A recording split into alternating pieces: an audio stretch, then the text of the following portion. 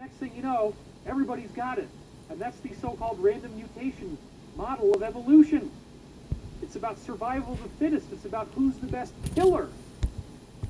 And this is exactly what the elite believe about themselves. They are the most evolved because they are the most ruthless. They have essentially siphoned off the wealth for themselves.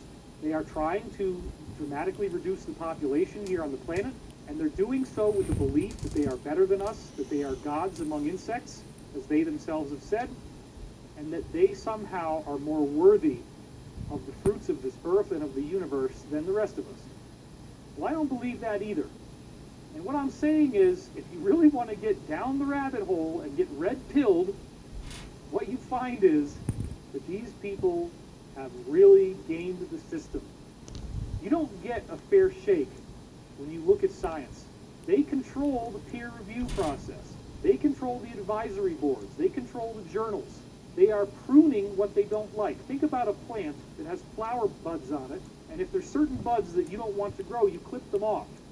So what I'm actually saying, and yes, if you want to call it a conspiracy theory, you could. I would call it a conspiracy analysis, is that very substantial efforts have been made from the dawn of science for this group that we've often called the Cabal, some people call it the Illuminati, to penetrate into the voice of the collective, the voice of the scientific fact.